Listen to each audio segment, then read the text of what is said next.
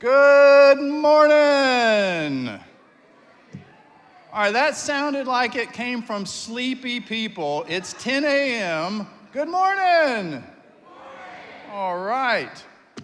Welcome. We are so glad you are here this morning. On behalf of the Appalachian Center for Hope, I welcome you and thank you for giving the gift of your time together today. We have an agenda that is in your little folder and some other things that I'm going to go over here in just a moment, but I've been told that one of the most important things I need to do is tell you where the restrooms are and the emergency exits. So there's a men's restroom and a women's restroom upstairs. So you got to go up the steps there for the best restrooms for men and women. But there is one that's more accessible here near the tables in that foyer, in that hallway. It is also the case that the exits, you'll see right here in case there's an emergency. And there's one upstairs if you are in the restrooms. And then, of course, the way that most of you came in through the front doors. But I want to tell you a little bit, beginning about the Appalachian Center for Hope. So when Ballad Health was formed, this was several years ago in 2017-18, and Smith County Community Hospital became affiliated not just with Mountain States Alliance, but that new merger of Mountain States and Wellmont, there had to be a needs assessment done for the community. How many of you are part of needs assessments in your agencies? Those are very common. This was one that was in person and brought together several providers, service providers, community leaders and such to the grounds of the hospital there in Marion, here in Marion. And we looked at data. Our challenge was to come up with the 3 most pressing problems or social issues or needs that we have in our community. And the data was shocking. And you can't really do anything when you're faced with the fact that we were second in the state for neonatal abstinence syndrome children who were born per capita. And we looked at one another and said, how could this be? But when you're seeing that kind of, and there were other statistics that were alarming as well, but when you're confronted with that, well, you either move on or you do something about it. And the group of people that were gathered together, there was a lot of resolve to do something about it. And in fact, Dr. Dennis Carter, who's our school superintendent here in Smith County, he doesn't like when I quote him saying this. He says I don't get it exactly right. But he said, we either do something about this problem or we call ourselves losers and go home. And that type of resolve was shared with many of the folks, and it gave rise to an effort to address the devastating consequences of substance use disorder in our community, and in fact, in our region. So out of that grew the Appalachian Center for Hope, and there are many things that we have advocated for and been involved with since we began. We're now a nonprofit corporation, a 501c3 nonprofit. But among our most ambitious things, if you were here early and saw the video montage of things that we're going through, some of those are videos of the renovation project that is underway. We have, through support of our legislators and number of community leaders, the Commonwealth of Virginia has given Smith County a building, one of those old buildings that was slated to be torn down on the grounds of the state hospital. And we have a renovation project to build a 64-bed residential treatment facility for substance use disorder. And I'm so excited that after truly years of working towards it, our renovation is underway. We're 6 weeks into the project, and it's so exciting to see. Now, one of the neat things is that we have gotten support from all levels of government, from the federal government, from the state government, from the local governments, and we've also received private support from the Opioid Abatement Authority and from the Smith County Community Foundation. And it just so happens, come on up, y'all. It just so happens that we reached one of our milestones this week. They pledged $3 million to support this effort. And when they did, they set out different milestones that once we reached a certain milestone, we would get the next payment. Well, this, my friends, is a check for $700,000. Feel free to cheer.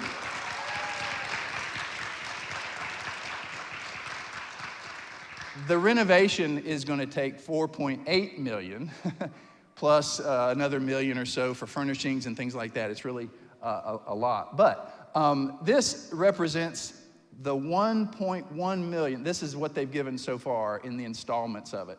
So we thought, what perfect way to recognize that than with a photo today. So let's do that.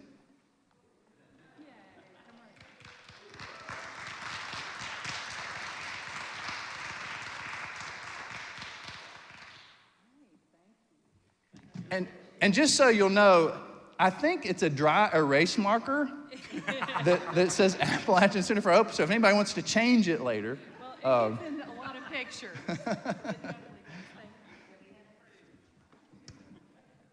So one of the things that the Appalachian Center for Hope has done since we've been around is we have gathered together in what we call a working group every month. For the last few years, we've done it by Zoom since COVID. And so we call that our working group, and we have a guest speaker who comes and addresses us and tells us something that's exciting or the cutting edge or some success story or some need that exists in our community, in our region. And so this event that we're hosting today is an outgrowth of the working group. And we did a survey and we said, Zoom is good, but we want to do things occasionally in person. And we want to do things that are substantial and we'll make a difference in the way that we practice our crafts, whatever they are. And so that's what this gives rise to today. All right, so why don't I do this? I'm going to go through what's in your folders. You'll see that there is a schedule on the left-hand side that we're going to try to follow pretty closely. Then there's a bio of all of our speakers and folks who are presenting. There's a one-page summary of the Appalachian Center for Hope and our web address. Then there's a map of downtown Marion. You will have lunchtime on your own today, and there are at least 4 restaurants that are open today for lunch, and they will welcome you, and you can use that as your way to get there if you're not familiar with downtown Marion. On the right-hand side, there is a nomination form. So we wanted to give you this is kind of an old school, new school activity. The old school part is we're going to draw names out of a hat, and we're going to have 2 giveaways of therapeutic massage sessions, 1-hour therapeutic massage sessions with a young woman who started her business here in downtown Marion. And so that's the old school part, is we're going to draw names out of a hat. The new school part is these forms allow you to nominate somebody to receive that, and you get to say why. So we thought, what a better way for you to be able to recognize or honor a friend or a colleague or somebody you know who's been through a hard time or some struggle, whatever. There's no real reason that you have to have, but whatever you think is a good reason to nominate someone to receive one of those giveaways, we hope that you will put their name on that and your name. And then we'll draw these out of a little basket at the end of our time today. And either the nominator or the nominee needs to be present, so you'll know that. There's also a evaluation form that we hope people will complete. And then, given the disaster that has struck so much of Southwest Virginia and also the western mountain regions of North Carolina and Upper East Tennessee, there is something about how to support the local, this is in Smith County, efforts from Hurricane Helene. The Smith County Community Foundation, the same agency that was represented here on the stage, they have a fund that is set up that is going to assist with rebuilding efforts from folks in Smith County. Every dollar that's matched up to $50,000 is going to be matched. Every dollar that's given is going to be matched. And so there's ways that you may support that effort if you choose. And then there's a pack thing for notes. One additional thing, and okay, my deadline was 10 minutes. I'm being mindful of that, Keith. You also received at the front counter, I hope, you saw a collection of 4 cards. Tammy, you want to say, and you got just 30 seconds here to do it. Creative Connections, and Tammy. Take it away, Tammy. Okay, just to give everybody a little bit of insight to what Creating Connections is, it was actually originated by one of my staff members, Crystal Glass, right here, and Jenny Moore there in the back. I saw you earlier. Hey, Jenny.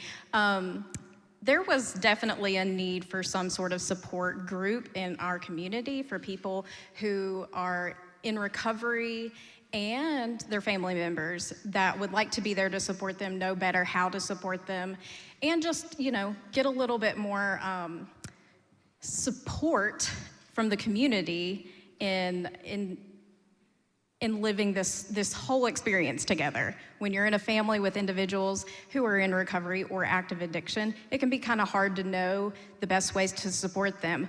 We kind of came up, well, I say we, but they kind of came up with an idea where we would host essentially what it ends up being art therapy type groups at the Wayne C. Henderson School of Arts right behind us. We do that every single Monday at lunchtime, so from 12 to 1. There's also an additional group on Tuesdays from 12 to 1. And the community is welcome to come. Anybody that is interested in supporting this group and these individuals are welcome to come. The pictures that John was referring to up there at the table are actually from an art show that one of our members, Kalana, organized, and it was folks from our Creating Connections group that contributed their paintings, and we chose a few of those, so they're very lovely, and we hope that you all enjoy them.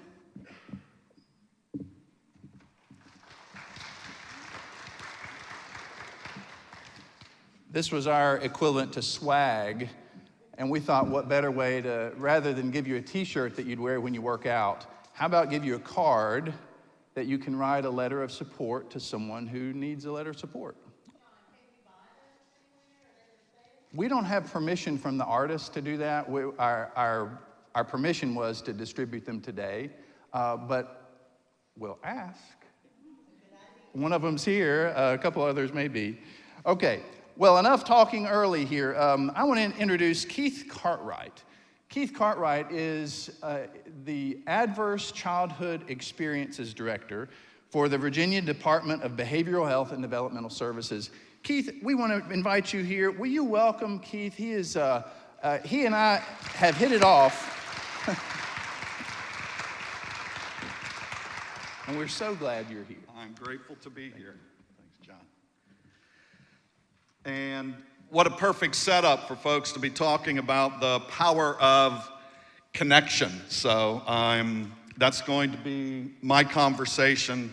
John did tell me he said I could stand behind the podium or take the mic and walk around. Anybody knows me knows I'm not a great behind the podium guy. So I'm here to talk to you today about this connection between what we experience in childhood and the influence that has on our long-term risk for all sorts of health complications. By show of hands, how many of you have heard or are familiar with adverse childhood experiences or ACEs? So most of us here, which I presumed. So I'm not going to spend a lot of time talking about adverse childhood experiences, but it is going to be helpful for me just to give you sort of a broad overview of what adverse childhood experiences are, where that term came from, and how that term and understanding ACEs has changed my life, and hopefully will help equip some of you to do that for others, and maybe even give you some opportunity to look into your own lives in a different way. I was actually talk about two different worlds. I was actually at a conference in Washington, D.C. about 8 years ago when I literally stumbled into a breakout session on adverse childhood experiences. Now, I need to tell you a couple of things. One, I spent the first 13 years of my work life, starting back in the mid-1990s, just a couple of years ago, working with at-risk kids in a therapeutic wilderness program. Spent 13 years there. That intuitively I knew that the hard stories that these kids talked about and shared had an influence on who they were and who they were becoming. But never in that time had I ever heard this term, adverse childhood experiences. I will also tell you that my own childhood is filled with this term, without me knowing it, adverse childhood experiences. So when I stumbled into this presentation, and a gentleman was presenting this research that said, what you experience in childhood in the form of adversity puts you at greater risk for poor health down the road, to include the risk of substance abuse and addiction. So another part of my story, when I was hearing this, I was on the other side of 25 years of abusing alcohol.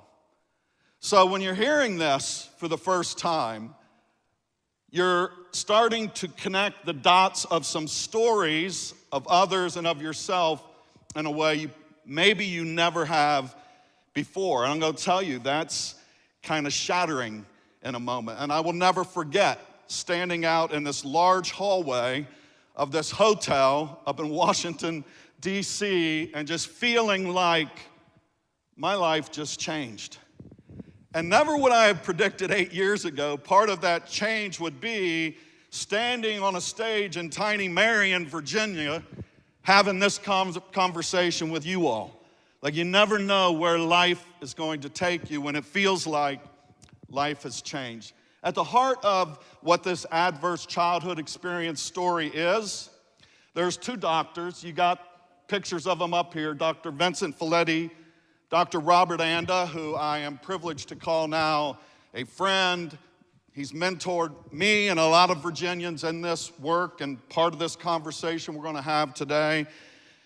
And at the heart of their research were two doctors from two separate parts of the country. One of them was in California, the other was in Atlanta. Dr. Folletti was actually working as part of the Kaiser Permanente healthcare plan. He was working in an obesity clinic trying to help people who felt unhealthy because of their weight. Dr. Anda worked on the other side of the country doing a lot of work in heart disease. And at the heart of both of these guys, where they came together in this study, was starting to theorize, based on conversations that they were having with folks in their various practices, that what people have experienced in life has a great influence on the things that they turn to in life, the patterns that they develop in life. It really started with Dr. Folletti, had a young lady who had come in weighing 420 pounds over the course of the year, got down to 130 and then disappeared from the program. And when she came back 3 weeks later, she had put on almost 40 pounds. Dr. Folletti said, like, at the time, I didn't even know that that was conceivable. So of course he's curious about this, starts asking her some questions about this. And it turns out she had lost all this weight, went back to work, was sexually propositioned by what she called a much older man, which triggered memories in her life of a long-term incestual relationship with a grandfather. Now, up front, some of the stuff I talk about is hard, and so I apologize for that. I ask you to take care of yourself in that. But it's also really important that we have these hard conversations with each other, because what it turns out is what was really harmful in this young lady's life was the number of years that she had to keep this hard story about her life inside. So then on the other side of the country, Dr. Anda had done a lot of research around this connection between tobacco use and heart disease. And then, of course, everybody by that time, this is back in the 1980s, had come to know cigarette smoking was harmful. But then Dr. Anda had done enough research to realize that a lot of people were turning to tobacco for the nicotine to help soothe the symptoms of depression and anxiety, much of it tied to experiences from their childhood. So these guys started wondering, okay, like we've got these small samples of this theory we're working with, but is the general population experiencing the same sort of connection? Is the general population's health connected to what they have experienced in childhood, like these stories we're hearing? And so they started kind of having this conversation with their peer group, other doctors. All of these other doctors really kind of poo-pooed this notion, accused them of trying to really make excuses for people who couldn't lose weight or quit smoking. That notion hasn't totally disappeared in our culture today. We're still pretty good at blaming people for their choices instead of trying to understand them. So these two doctors said, okay, the only way we're ever going to be able to test this theory and then talk about this theory is if we do a large-scale study. And Dr. Felitti, because he was part of the Kaiser Permanente healthcare plan, had access to 24,000 people. 17,000 of them agreed to take part in the original Adverse Childhood Experiences study back in the early 1990s.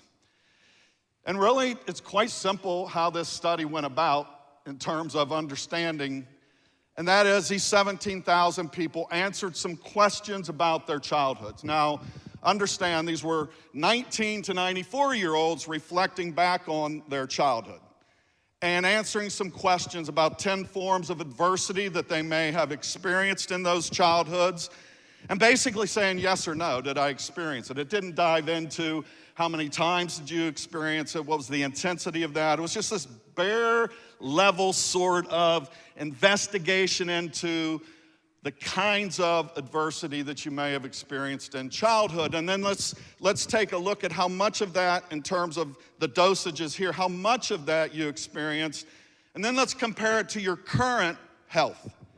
And so the results of that were, and this is kind of the first graph that caught my eye when I was in that presentation. Simply put, the research showed the more of that adversity you experienced in childhood, the more risk you were for poor health down the road. To include some of the things we have up here: lack of physical activity, smoking, alcoholism, substance abuse, missed work, but then also diabetes, depression, suicide threats, heart disease, cancer, stroke, lung disease.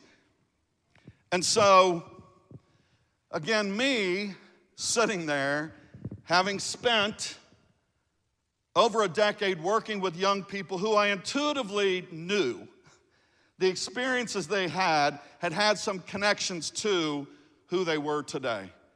And intuitively, I think I somewhat understood, maybe lesser, the story of my childhood was not completely disconnected to my 25 years of turning to alcohol.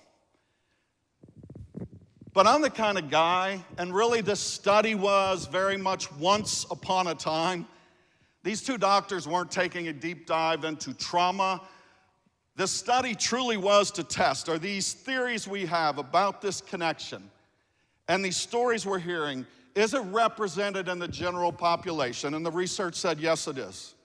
These stories you're hearing here are connected to the stories out there.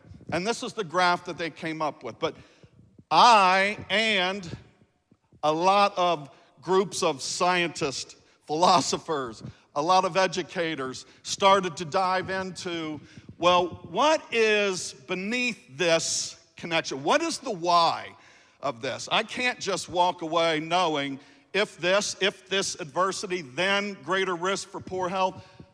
I want to know why. I want to know where that comes from. And it turns out that's a very powerful why to understand, at least for me, and I hope for you. So I will be drinking a lot of water. So traditionally,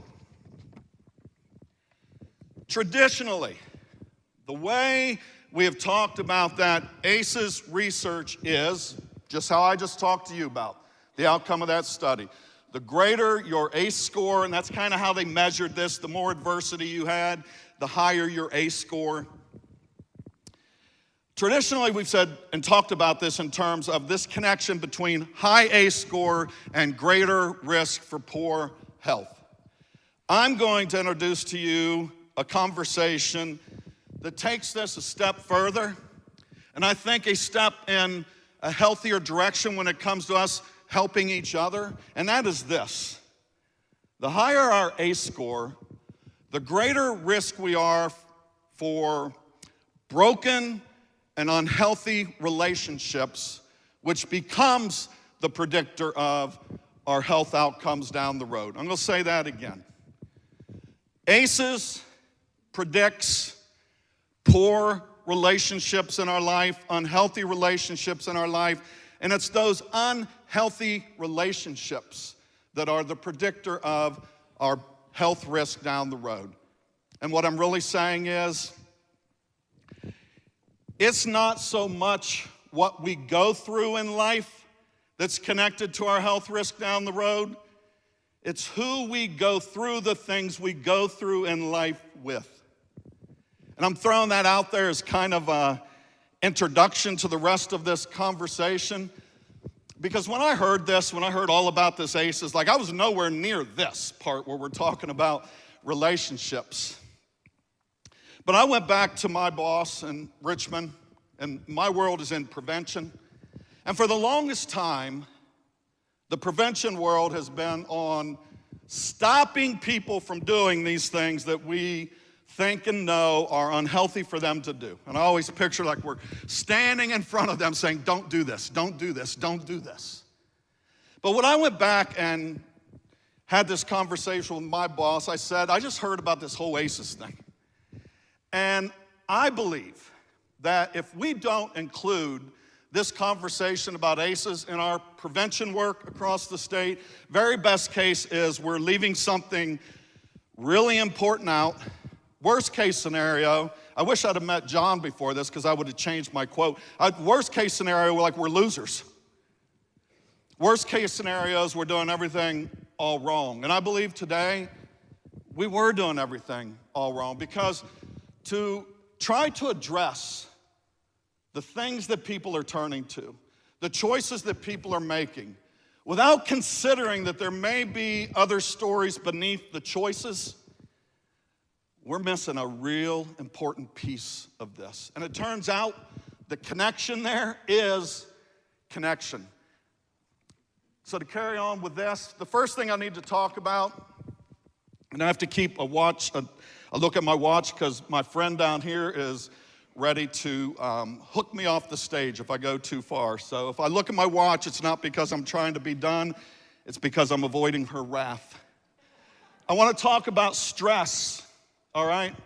So a lot of times, like if we say the word stress, if I were to walk in here and say, boy, I'm stressed, immediately most of us would think like that's a bad thing. Like I feel sorry for you that you're feeling so stressed. When ideally, and really, stress in our life is supposed to be a positive thing. Stress is supposed to move us in a positive direction in life. So that's why we start with this idea of positive stress. And I'll give you a great example of positive stress. I don't do it often, but when I have something big like this happening in the morning, I will set an alarm. The biggest stress box of them all is the alarm clock. I see a lot of heads out there. Amen, amen, amen. So, but here's the thing about that. Like, I knew I would probably wake up on my own this morning, but I was stressed enough about if I don't wake up and I don't make it here on time, that may not go over well. So I set the alarm. And then you know what happens. The alarm goes off in the morning. And then all of a sudden, like without really inviting it in, like all these stressors come into your life. Your heart starts racing, right? You kind of alert, like I was asleep, now I'm alert. That's what stress is supposed to do for us. Stress is supposed to move us in a positive direction. Now, all of us know, all of us have lived long enough to know, like stress doesn't always stay in that healthy alarm clock sort of space in life. Like stress can get more intense. And because I am such a fan of Southwest Virginia, my heart is here probably more than any other home that I've had, which is why I will come here for anything. Like people think like, John, thank me for coming. Like you have no idea. Like all you have to do is ask and I'll be here. Like I'll be here 3 days before you ask if I can hear it come. So my heart is here. And so that's why, you know, a few weeks ago when the tragic rains and the tragic floods happened down here, like my heart kind of broke with a lot of folks down here. But I'm going to use that as sort of an example as we move up these levels of stress. Because I've seen the pictures, I've seen the stories. There are some people who have experienced some really life-changing, devastating events in their life. And so we start to get to this place where the stress is more intense. You're looking around saying, I don't know if this stress is ever going to go away. But here's what I know too, just from doing this work. There are a lot of people in these spaces, in these events, in these communities where life feels like it's just been turned upside down, who are still finding ways to get to work, to meet responsibilities, to show up to their family. Then there's another group who is experienced the same sort of things. I mean, they're having a really hard time wondering, how am I ever going to make it? Is this how life is going to be forever now? They're having a hard time getting out of bed wherever it is. Same events, two different groups of people, two different kinds of stress. And here's what I'm going to tell you the difference is. Because I'm just saying, it's the same event. The difference is, what is protecting one group from going from tolerable stress to toxic stress, the stress that just lives in me that won't go away and feels like it will never go away? What is the protector between tolerable stress and toxic stress? I'm going to tell you what it is. It's each other. These people who are finding a way have people in their life showing up saying, we're going to find a way. Where the toxic group is probably a group of people who are sitting with these stories by themselves, trying to imagine how this is going to get better by myself. And I would tell you, like, I think with some accuracy, when it comes to our children in that situation, I could meet with these children and have a pretty solid guess which ones are going to go on and suffer from some sort of health complications, to include mental health crisis, substance abuse, misuse down the road. Because it will be children in these situations, in these events, in this tragedy, that don't have people around them showing up telling them hopeful, helpful stories about what they've experienced. A lot of children, even though the memories will never go away, they're less likely to face the health implications of this down the road, not because they experienced some different event, because of the people they have in their life going through this event with them. And so it's this toxic stress that I think about when we start talking about trauma. And it's really important to understand that part of the conversation before I go into this next piece. Because if we understand this implications of living with stress in our life, it's really important to start understanding, well, how do we go about managing this stress in our life? And turns out that starts right here. Starts right here. So I want to introduce you to my baby Elliot. This is baby Elliot when baby Elliot was 12 hours old, 12 hours after he was born without a heartbeat, And then the doctors, in trying to revive the heart, collapse his lungs. And then you sit in this tiny hospital in eastern North Carolina and watch a helicopter show up on the front lawn and take him away to a bigger hospital that has a NICU. And I'm going to tell you this, firstborn, like that was not in your, here's what's going to happen with your firstborn baby book. Like you're in something like, you never imagined this. So, fairly traumatic introduction to baby Elliot's first day. And so I will also say baby Elliot is now he actually, everybody say a prayer with me, visited Virginia Tech down here on a college visit last weekend. So he's alive and well. And if he gets over here to a college in the mountains, then I may expedite my move to the mountains. I asked him when he did the visit, did you ask if you're allowed to have dads as a roommate? But he wasn't as on board with that suggestion for some reason as I was. But here's baby Elliot, 12 hours old. And what I want you to notice is his eyes. Anybody notice anything about baby Elliot's eyes? John woke you all up, so don't go quiet now. Looking, right? He's just staring.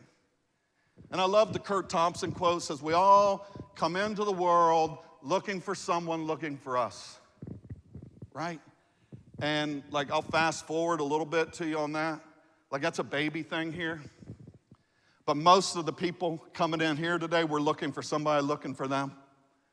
Like Marion, Virginia, this little theater is, as friendly and safe feeling as it is. I walked through the door feeling a little bit nervous, and when I felt okay was when I recognized a face that was looking for me.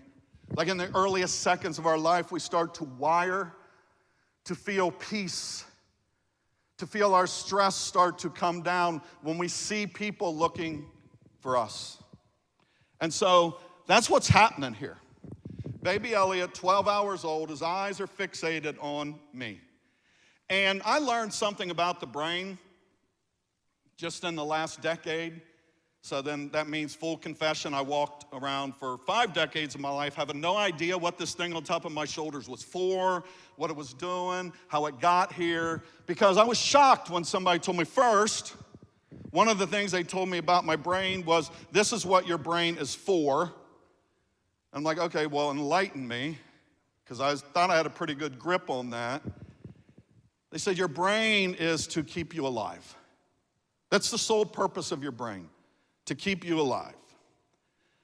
That was interesting to know. And then the other thing that they told me about my brain was that 85% of my brain develops before I turn 3 years old.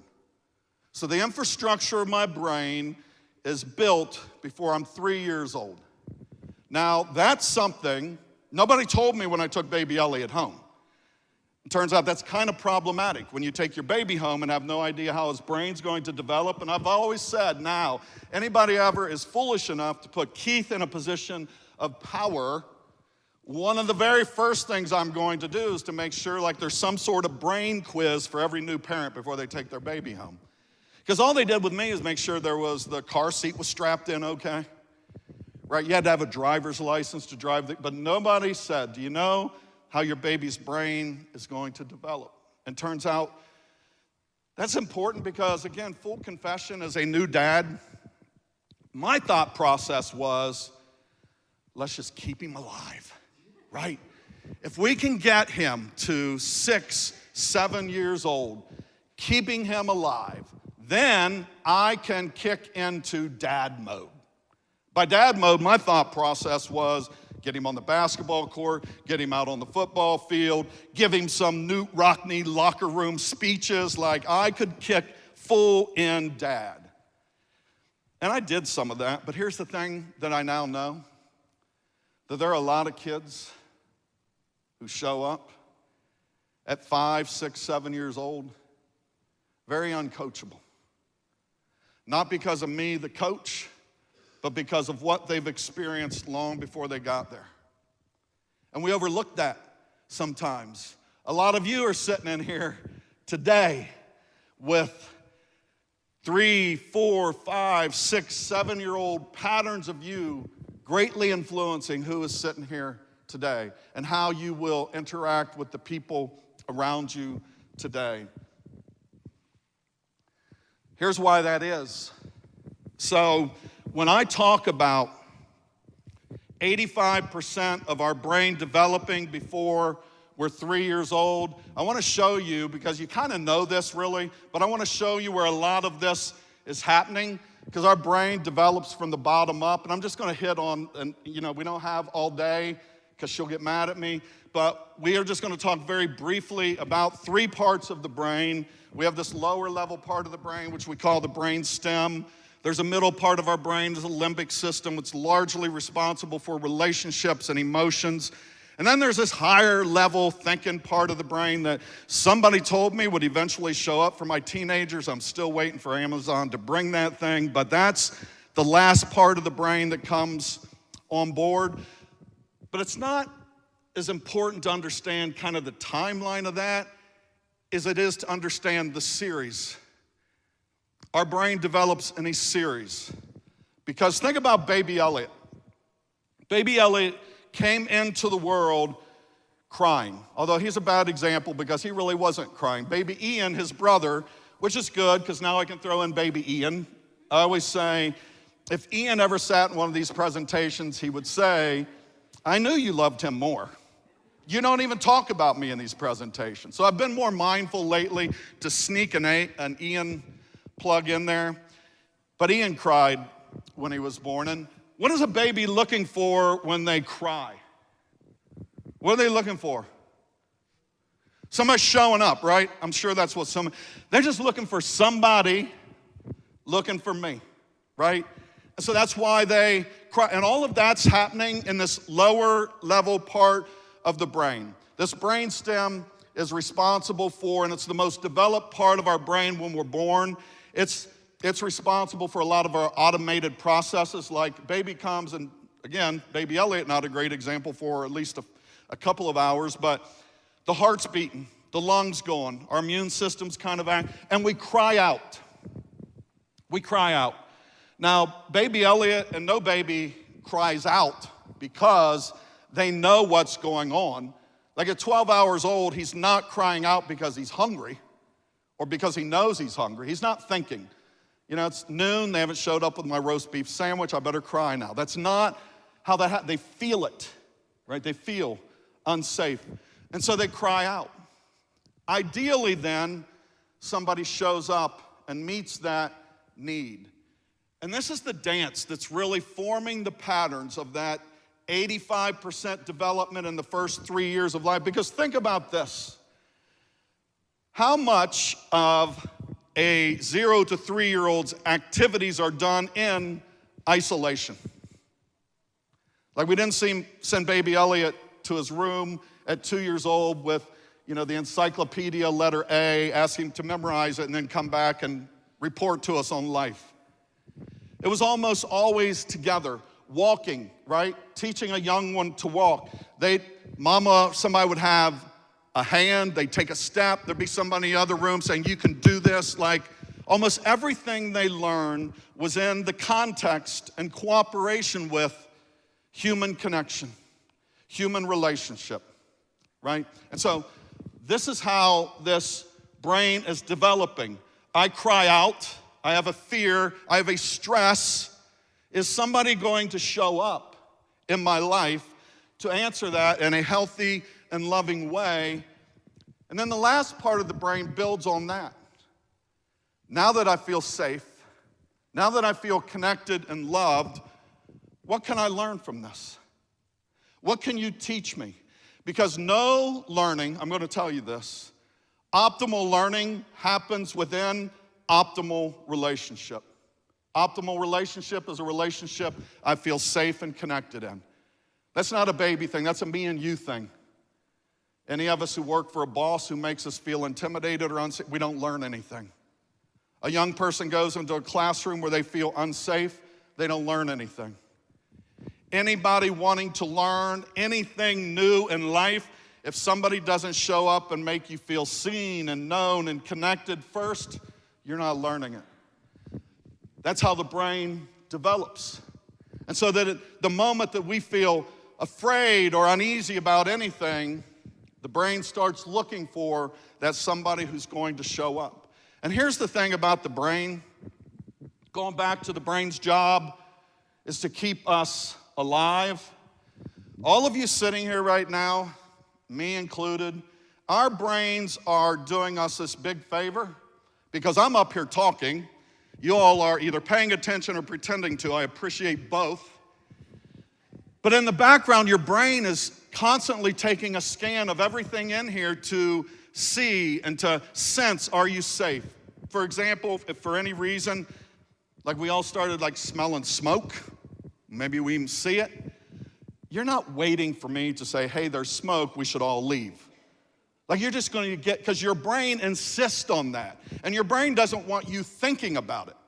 Your brain doesn't want you to sit and make a list of the pros and cons of sitting in an auditorium smoke-filled before you decide what to do. Your brain says, go. So it shuts off your thinking part of the brain. Now here's what's critical to know. I get a half hour in before I started sweating. Here's what's important to know about this. And I'll use an example. So I was born to teenage parents. I was 42 years old when I had my first kid. So, like, I mean it when I say I have no idea what teenage parents know about raising kids. Because at 42, I had no clue. But my teenage parents did the best they could. And one of the best things that they did was move us out to, once they had me, these teenagers and me, moved us out to a family farm in Ohio. And across the street from where we lived was my great-grandparents. And right next to the other side of the driveway was my grandparents. And turns out it takes a village was not a cliche in my life, it was a life-saving strategy. Because here's the thing, every time something hard was happening in my home, I had a great-grandfather who seemed to like have a sixth sense about that. And the next thing I know, I'd be sitting bottle feeding a baby lamb. Or I'd be riding on the hub of a tractor with this man who had been through the Great Depression saying, it's gonna be okay. It's gonna be okay. And you know what, today, at 60 years old, I'll have people say, you know, Keith, like when things kind of get out of sorts, like you keep a positive attitude. You kind of keep even keeled. And I'm always quick to say that it's not an attitude for me. It's a wiring. Because in the earliest days of my life, when my brain was wiring to predict kind of what's going to happen next, I had a great-grandfather who wired in me this story I would tell myself. He programmed this story in my life because when I was afraid, he showed up, made me feel safe, loved, and connected. And then I was in a place where he could tell me a story that I would then tell myself the rest of my life. It's going to be okay. Now, we can all change our attitudes, but man, is it so much easier when you get that wired into you in the earliest days, because those become your patterns. Those become your patterns that you take with you into every situation, into every relationship in life, if you don't do something along the way to change the ones that may not be working for you or to build on the ones that are. Because there are a lot of kids who do have someone show up, one, to make them feel like this challenging situation is going to get worse. This hopeless situation is going to become more hopeless. Or they have someone who does not show up at all. Now here's why this is really important. Because we're all wired. Our birthright is sort of to come into this world and be met by somebody who's looking for us. And it turns out that, like, we never stop doing that. We never stop looking for that someone. But here's what happens with trauma a lot of times. Because our brain, the other thing about it, is very predictive. Our brain, in its effort to keep us safe, is always trying to figure out what's the next thing that's going to happen, which we all get that. Like, we all know if we knew what was going to happen when we left here today, we would take measures to protect ourselves from it, or to find a way to enter into all the things that sound and look good. So our brain is always trying to predict. And so it forms these patterns that helps the brain predict. Here's one of the biggest patterns that gets formed in this development right here, is how we come to see and feel about relationships. Because the brain's job is to what? Keep us alive. And so all these patterns that the brain starts to form are to aid it in keeping us alive and to make it better at predictions. So here's the thing about relationships. If in these moments where baby Elliot, 0, 1, 2, 3 years old, is feeling stressed about life, and people show up and make him feel safer, loved, and connected in that moment, his brain starts to form a pattern that predicts all people are going to be like this in my life. When I see people, I'm going to sense this connection is going to be part of a life-saving event.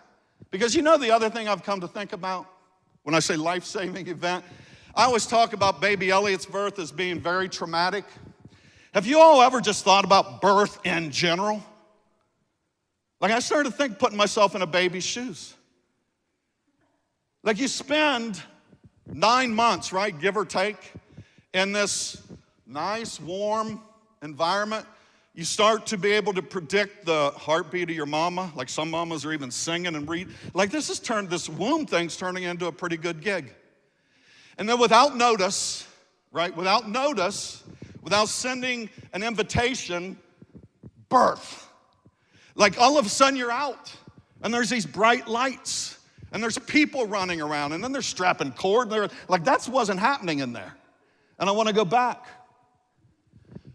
But if you think about this, baby Elliot, if baby Elliot comes in the world with that stress and we lay baby Elliot on a table, just lay baby Elliot on a table, and no other human being shows up, what happens? What happens? Baby Elliot dies. Like we can say that. Like birth is a life-saving event. And what saves that life? Human connection, human relationship. From the earliest seconds in life, we are wired and designed to anticipate that human connection is going to be a life-saving event. And I'm here to tell you, that doesn't go away at 3 years old. That doesn't go away at 5 years old. For the rest of our life, it's very influential. And the stories we get programmed to tell ourselves, and these stories, it turns out, that we tell ourselves about human relationships are really loud stories. Either way. If I've come to know relationships as loving, nurturing, and connecting, my relationships look different, right, than somebody who comes to believe that they aren't. One of my favorite quotes, I didn't use all my little narrating things too well. I'll let you read that while I drink my water. Stephen Porges says, trauma shifts patterns of connection into patterns of protection. Like I love this image because I've gotten better at, when I'm in a challenging engagement with someone and I can start to feel like I'm under attack here, or like this is about me, I find myself wondering, well, I wonder if they have patterns of protection and not patterns of connection. I wonder if in their lives they have been programmed to anticipate that relationships aren't something that show up and save my life. Relationships are something I need to hide from to protect my life. And again, when all of this is happening, when all of these patterns are forming, 3, 4, 5, 6 years old, it's not like a young kid who's grown up in a volatile, chaotic, dangerous home for the first 5 years of life, goes into a kindergarten classroom, 5 years old, and says, you know what? Like this looks very orderly here. The teacher looks nice. I think it's time for me to entertain the possibility of a different relationship pattern here. I think it's time that maybe I offer more trust. That's not how a 5-year-old brain. it's still doing the same thing it did as it's sensing. And again, that's not a child thing. I always say this. Like, you all could have come into this auditorium and there could have been signs all over every wall here that said, this is a safe place. This is a safe place. But if you sat next to somebody who didn't make you feel safe for some reason, or if I stood up here and was talking ugly and mean and pointing out all the people who didn't dress right today, me first on the list. Like, if you all started feeling, you wouldn't, like, I'd say, well, you should feel safe, read the sign. Safety, love, connection it's not a high-level intellectual thing. It starts with, I feel this first. And so we are all looking in our stresses for somebody to show up who's going to make us feel like life is going to be okay, like the stress is going to go away. But the problem with trauma, the problem with ACEs is it makes relationships a really difficult thing for us to do. It's kind of a cruel curse, or a double curse in some ways. This thing I need most in life that would bring healing to what I've been through in life, I'm handicapped to do because of what I went through. And that's the challenge of this. Real quick, I'm with you. Real quick, here, y'all have heard of the fight, flight, freeze, fawn responses. Like, here's what happens if we don't have people showing up to help us get into a better place in terms of our stress and in terms of our regulation. We stay stuck in these spaces in our life. Instinctually, we're ready to fight. Instinctually, we're ready to run. Instinctually, we're ready to hide, right? Instinctually, we're ready just to try to people please everybody. And that can be very stressful. And here's this connection back to the adverse childhood experiences study. This connection between what happens to you and health outcomes. Because that alarm clock stress I talked to you about, that's not unhealthy on my heart. Like, ideally, once the alarm clock goes off, give or take a half hour, I'm out of bed in 20 minutes. But if we live in a stress for day after day, week after week, month after month, year after year, decade after decade, where our heart is constantly racing faster than it's designed to race, turns out that's really unhealthy. Right? So that's where the health implications come in.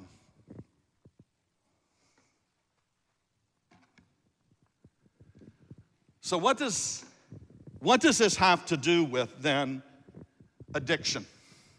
What does this have to do with this risk of all sorts of poor health choices that we might make? Dr. Judith Grisel says, addiction is a disease of isolation. As a social species, we need connections with others to feel whole. Without those, we look for wholeness elsewhere, often in substances or behaviors that provide temporary relief. And then one of the most jarring quotes that I've ever heard that left me in this place of understanding myself in a way that I never had, and it's helped me understand others in a way that I never thought I could. Johann Hari says, many of you in the addiction world have heard this, the opposite of addiction is not sobriety, the opposite of addiction is connection. Now, if I had heard that before we just had the conversation we had, that we come into the world needing connection, that we are wired in all moments to do best and thrive in the context of connection. If I had heard this before that, I'd have thought, whatever. And I say that in terms of, I'm thinking about this through my own alcohol challenges.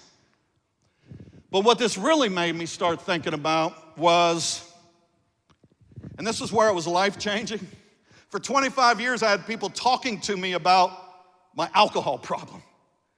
And I say that with a lot of grace. They didn't know any better. I didn't know any better. But looking back, you know what might have been helpful? And again, without any finger pointing, because nobody knew better, but now we do. I wonder what would have happened if somebody would have addressed my connection problems. my loneliness, my isolation.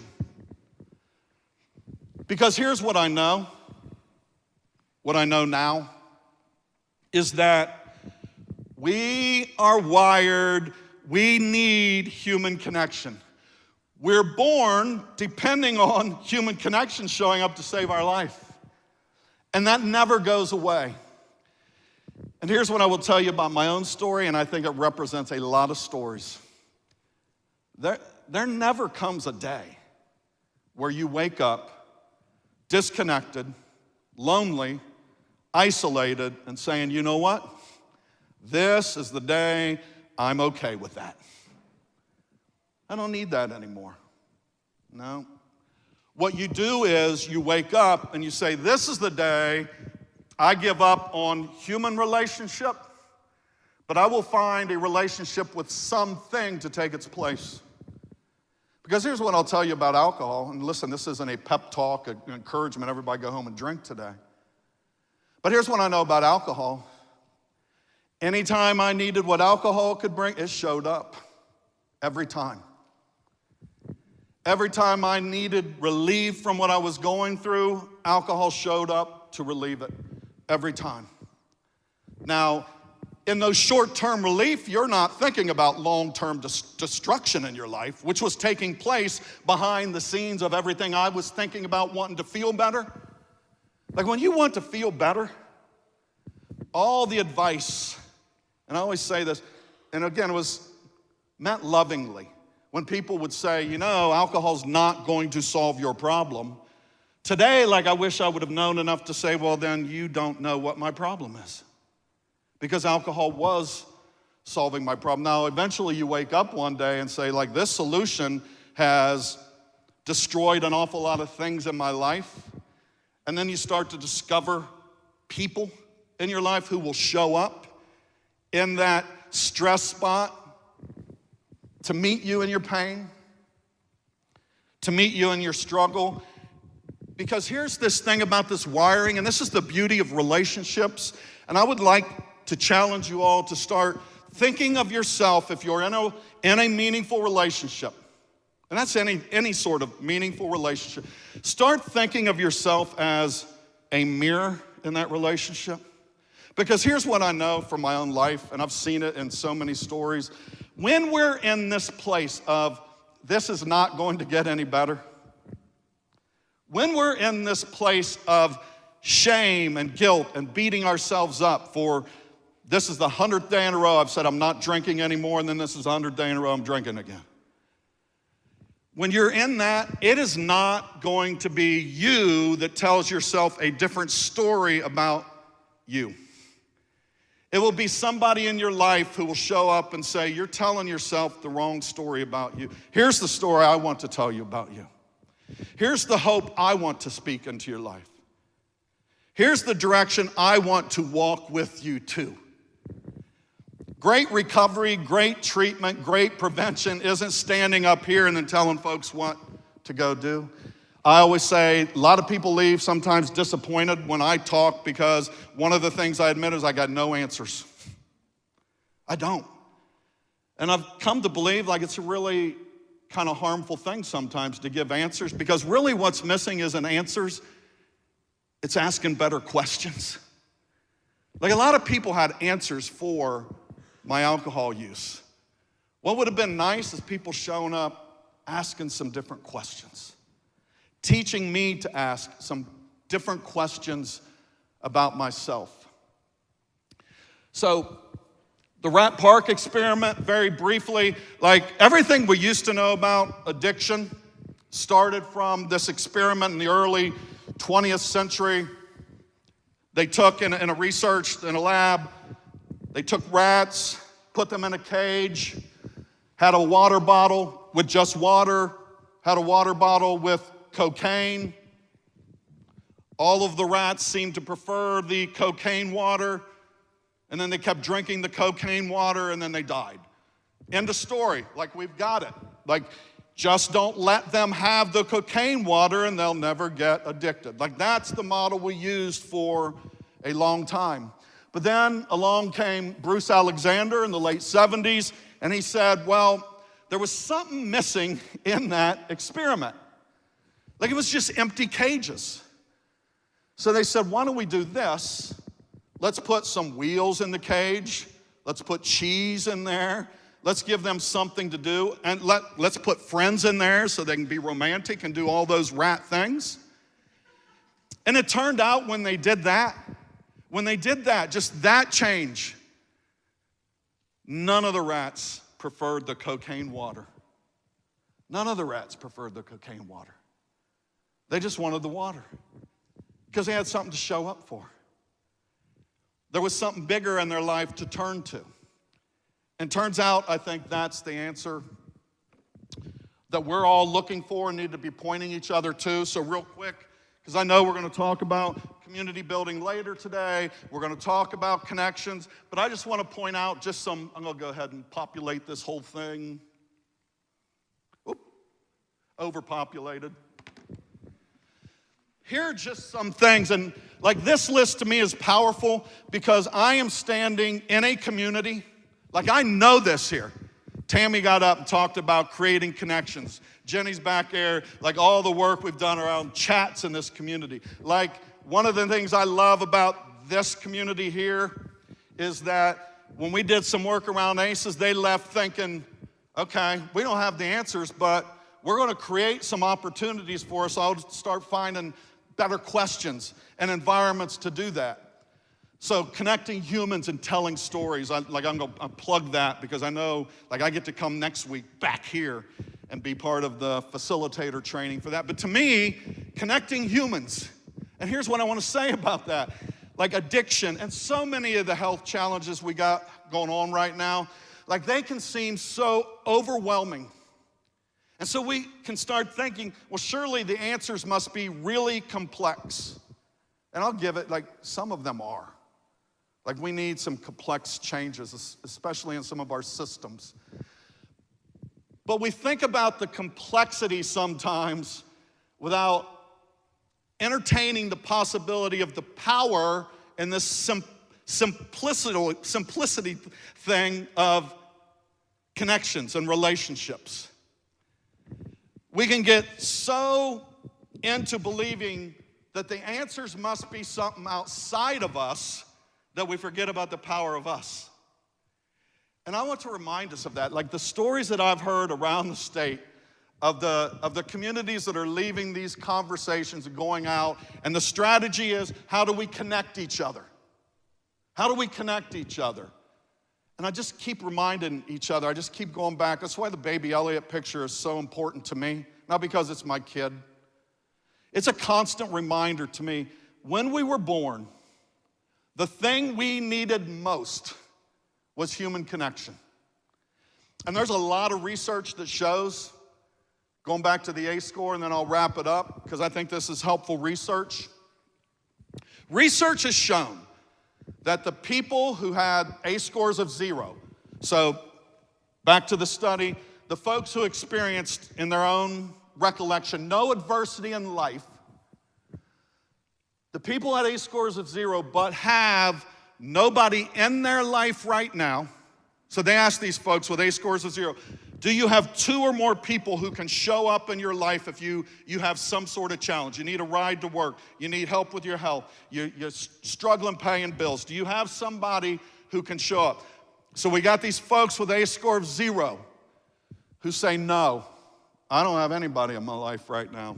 And then they compare that to the folks who have an ACE score of 10, the highest. They went through hell as kids. But as adults, they say, I now have 2 or more people in my life showing up, giving me this connection, nurturing, love, and support. Mental health-wise, those folks with the highest ACEs scores, but have people in their lives today, are better off from a mental health standpoint than the folks who had no ACEs in their life, but now have nobody showing up in their life. Now again, that's one of those things I would say, well, that doesn't make much sense until you realize that our whole life has been built on the foundation, right, 0 to 3, 85% of our brain, 90% of it in the first 5. Our entire lives were built on the foundation of needing people in our lives. Culturally, somehow we made this shift. And here, many ways, not here, but bigger picture here in many ways, that has turned to promoting independence, go it alone, you've got this.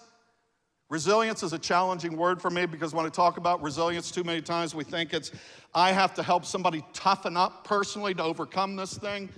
When resilience is 12-hour-old baby Elliot looking for resilience to be, we're in this life thing together.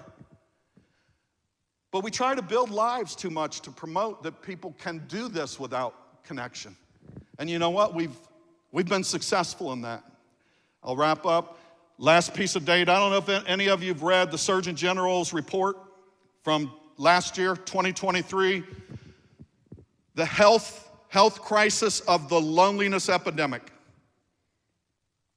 All research we've done around the state over the last 5 years with youth says anywhere between 50 and 70% of our young people say, if I have something hard going on in my life, I don't have someone to turn to talk to about it. That loneliness 85-page report, I encourage you to read it. The Surgeon General says that this acute loneliness, 50 to 70% of our adults feel, from a health standpoint, is equivalent to smoking 15 cigarettes a day. Now again, that's another one of those things I would say, now how is that? But now we know how it is. Because if you're alone and you're struggling, internally you're feeling the stress of this is going to go on forever. And we've already talked about the health implications of stress. So to say it's equal to 15 cigarettes a day is not shocking. It's not hard to believe. The moral of the story is, we come into this world needing connection to survive. We never stop needing it. And here's the thing. Here's what happens if that need isn't met. We will find something. We will find something to turn to that will make us feel connected even though we're not. For our young, at the risk of really going off on a tangent, for many of us that's turned into our telephones. And I won't go off on a big tangent, but I do want to open this idea that it's easy sometimes to think that people are turning to drugs to meet this need. People are turning to a lot of things, and we're creating more and more things in a culture to replace human connection, and that's a scary thing. So my challenge to you is fight that battle. Fight that battle. I always share this, and then I promise I'm done. I hear parents will say, our kids are addicted to phones. Our kids are addicted to phones. I have 2 teenagers. I would say left to their own device, they're addicted to their phones. But I also know this, in my own little science experiment, and this is from the time that they were, 10 till the teenagers they are now. Never one single time ever have I gone into either of their rooms or both of their rooms when they were on their screens and said, y'all wanna go throw the ball? Y'all wanna go throw the ball? Never, ever have they said no. We wanna stay here on our screen. We long for human connection. Our kids long for human connection. The fact that they're spending times on their phones and social media isn't a fact that they no longer want connection from humans, that they're getting it there. They're getting it there because they've not been able to find it anywhere else. Go ask a kid. You want to go throw the ball? You want to go for a walk in the woods? You want to read a story? Ask them that when they're on their phone. You might find a surprising answer. It won't surprise me because we're wired for connection. We're wired for it. Thank you all. Did I do it? Did I stay?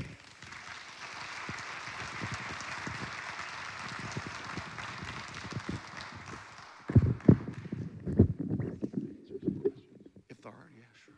So we can either take a 10-minute break, or if you have questions, we can ask Keith here some questions. Anybody got something you want to pose to him?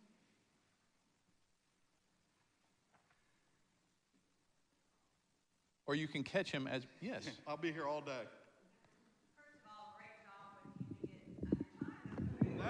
If people know me, knows that's a miracle, and so you're the power in that. My question to you is this. When you said that when you were in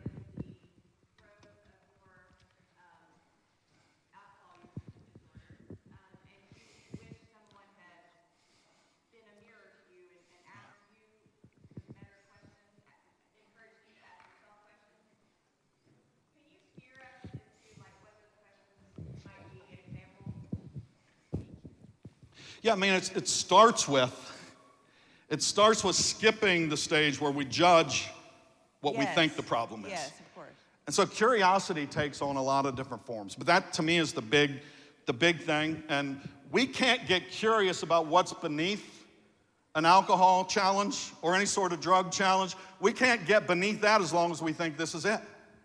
So it's just getting curious about asking some questions. And so a question that would have worked for me, this wasn't all, where did this come from? Where did this come from? And is it possible? Is it possible that you're turning to this? And again, nobody knew what we know today back then to even ask those questions. But just asking some open-ended questions. I spent 10 years, up until just 2 weeks ago, I was the alcohol and drug education coordinator at Randolph-Macon College. And so I'd have young people come in all the time. Some of them just bonehead, left, beer open and the RA caught them. But about 15% of them, I thought, had some challenging risk going on around their substance use. And so I would just start. One of the things I always talk about is talk to me about your relationship with alcohol, your relationship with this. So I'm not beating them up. I just want to hear about this relationship, which then gives me the opportunity to explore relationships before they got into their relationship with the substance. And I'll say, so talk to me about your relationship with your parents. A lot of them come because they come to the counseling center because they have relationship challenges with their roommates. So I'll say, talk to me about your relationship with your roommate. And when they start in that conversation, sometimes, not always, you can get to the place of helping them make the connection between the challenging relationships here and the fact that you're turning to something that you think is and feel like is going to help you in this relationship here. And then start helping them understand that this relationship that you're in with alcohol or this substance is starting to turn just as challenging as these. You just need to talk about that a little bit to help figure that out. That makes sense. Thank you. And again, there is no answer, right? I'm not going to sit here and presume that I have all the answers, but I will tell you one concept is curiosity. I say this you cannot judge and heal at the same time. My mission in life is healing. My mission in every relationship I have with somebody is healing because I know this, everybody needs it. That's the other thing about trauma. Trauma is not those group of trauma. We've all had it. I'm going to tell you. And that's not to minimize what some folks have. But we are all, I say this, that we're all walking through this life thing trying to navigate our childhoods together, and none of us really understand each other's childhoods. And the only thing that will solve that's curiosity. That's on a big picture, and that's when we start meeting with individuals. I'm curious about your story. I'm curious. I don't want to talk about your alcohol problem. I'm curious about the story that came before that. Can we talk about that? Because I'm curious about it. Thank you. You're welcome.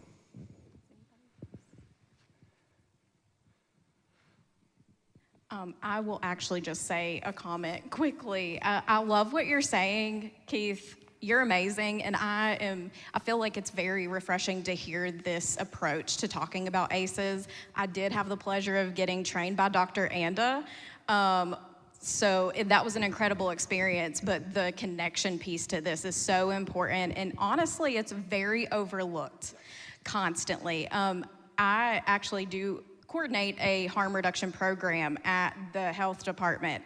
And really what we do in harm reduction, and my background is traditional therapy, it's mental health services, your traditional ways of approaching things, which are certainly, I'm not knocking them by any means, but a lot of individuals in active addiction can't get to that point of sobriety or their version of recovery because they don't have that support. They don't have connection. They don't have anybody caring about how their day went other than maybe another individual that they've used with.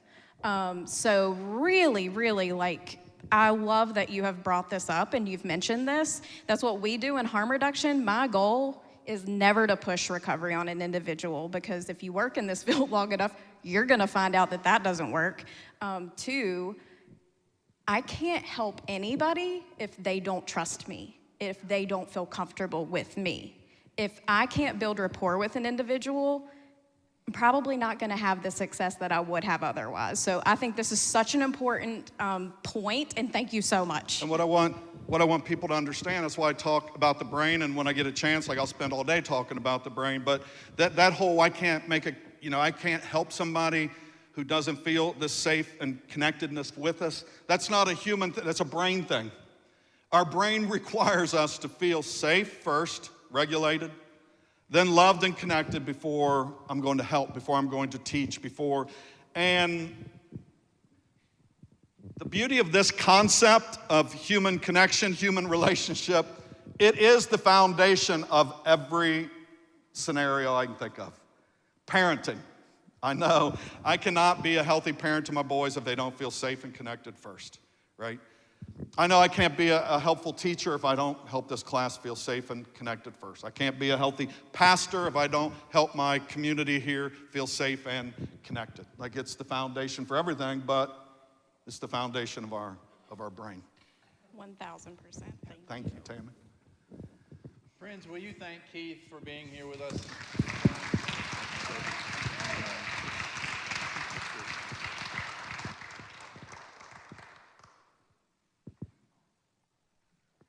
So our next speakers are Emma Driscol and Rusty Hale.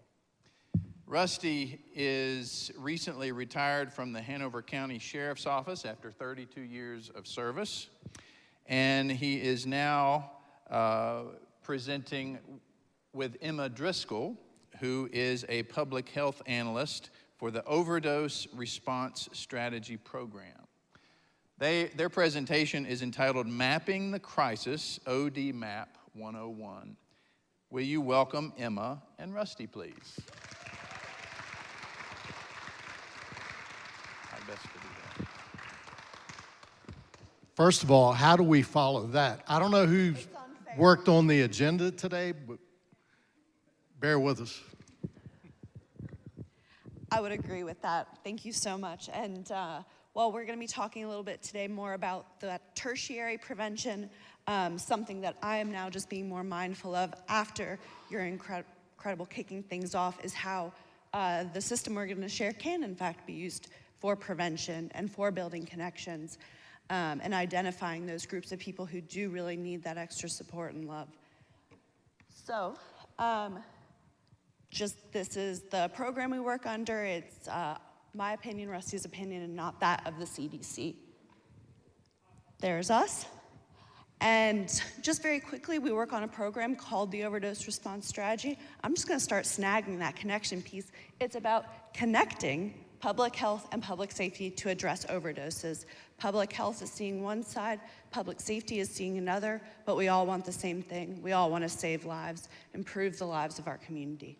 So this system, ODMAP, fits really nicely because it's a system that's available to both public health and public safety, and it helps make sure that we're all really reading from the same page. We have the same understanding of what's happening in our community.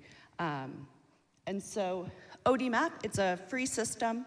It's through the Washington-Baltimore high-intensity drug trafficking area, which I'm partnered with. It's Rusty's employer, but they are the ones who put out the system and make it available to everyone. And what it does is it provides a near real-time look at where overdoses are happening in a community through the national map and through the spike alerts, and we'll get all into that in a bit. But I think a really key point is that near real-time surveillance, because we know that, unfortunately, a lot of overdose data is very delayed. And so when we get it 6 months later, there's only so much utility, because that particular issue that was happening 6 months ago has now moved on, and now it's shifted, and there is a new problem, or new factors that are impacting where overdoses are happening. And so when we have that more real-time data, we can have those real-time responses. And I think everyone in the room is probably familiar with all this already, so I won't belabor the point. But we know that one sector, whether it's public health, public safety, and everything that can kind of fall under either category, we can't solve this alone. We need everyone working together, reading from the same sheet of music to address the issues in our community. Going in just again what I said, we need real-time data to save lives in real time, to support our community members in real time.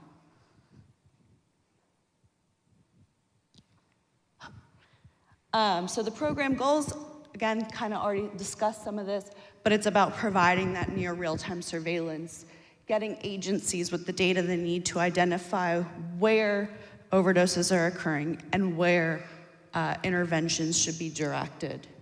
It helps build those effective strategies and really enhance the development of regional strategies, which I feel really fortunate to have worked with Tammy and some other folks down here in Southwest Virginia to do at that kind of hyper-local regional level. There's been a lot of support for ODMAP. Attorney generals around the country have put out support for it. Both Texas and California issued legislation requiring the entry of ODMAP data. I think the fact that Texas and California agree on legislation really tells you all you need to know.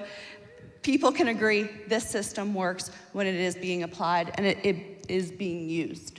Yeah, Maryland, South Carolina, they've all put out those opinions in support of ODMAP. And we have Maryland, West Virginia, and the number who have issued legislation are just increasing. I'll hand it off to Rusty. Cool, thank you, Emma. Just a quick show of hands. Who has heard of ODMAP? Okay, very good. So ODMAP 101. So the Overdose Detection MAP application program is available to federal, state, local, tribal law enforcement. So not only public safety personnel, it also includes medical examiners and public safety, first responders, fire and EMS personnel.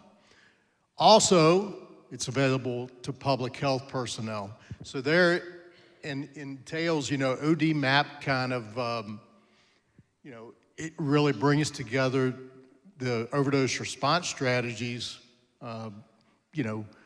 main goal of connecting public safety and public health together. Public safety and public health personnel look at ODMAP data and they may, see things differently and want to go, their strategies might not be the same, but the data is helpful to both. So also eligible are hospitals with emergency departments, unless it's connected to a university that does research. All agencies must sign a participation agreement before gaining access, but it's a free tool for public safety, public health, and there's who's eligible. So data is entered by public safety and public health agencies all across the country, okay? It captures the date and time of a suspected drug overdose, the location, whether it was fatal or non-fatal, whether naloxone was administered or not, which is important to track. We can also add other more detailed information if an additional drug is suspected or a drug and additional drugs are suspected, whether the person was transported to the hospital or not, and some other demographics are captured. This is what our data entry page looks like once you sign on to ODMAP, and you're going to enter data. Suspected overdose cases can be entered manually. It can from a laptop computer or a desktop computer, but it's a web-based application, and it can be entered from a mobile device there on the scene. Real-time data collection through APIs. So in Virginia, an API stands for Application Programming Interface, which means in Virginia, we have a application programming interface agreement with the Virginia Office of VMS. So if a medical call in Virginia, an ambulance or a fire truck goes out to a medical call and they're interacting with a patient and they're ultimately entering patient data into their records management system, if they suspect a drug overdose has taken place and they check that box in their records management system, it automatically gets uploaded to ODMAP. So that's what an API is. And that, that automatic, sense of within that 24 hours in ODMAP, we think we have a pretty good snapshot of drug overdose that take place in Virginia or throughout the United States. So we have APIs, or ODMAP has APIs with other entities in the country as well. Not every fatal overdose is captured with this API. As I was explaining to John earlier, if you have a fatal overdose incident, sometimes the person has been down for several hours, and when 911 gets called and the police or the sheriff's office goes out to the location, they don't always send an EMS provider. So that's why it's important that we encourage public safety, law enforcement, the fire department, whatever that entity is, that if they can enter fatal overdose data, we encourage that as well to capture that in ODMAP.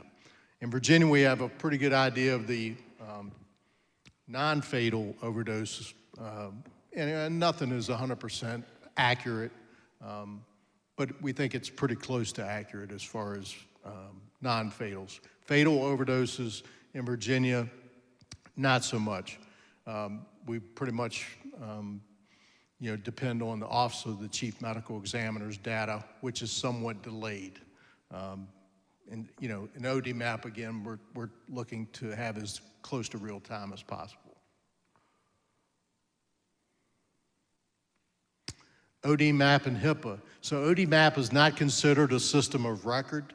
You'll notice we don't capture names, personal identifying information, things that come up in HIPAA that we're not revealing people's health information to the public. Washington, Baltimore, HIDA, and ODMAP do not retain any address information. The ODMAP Zoom function is restricted to a Zoom level ID of 15. It's not like Google Maps where you can zero right in on a location like a house. It basically puts you down within a city block or in a neighborhood or subdivision. Data sharing, follow the need to know rule. So ODMAP is not meant for the general public or the media. It is restricted access to images, especially of individual points.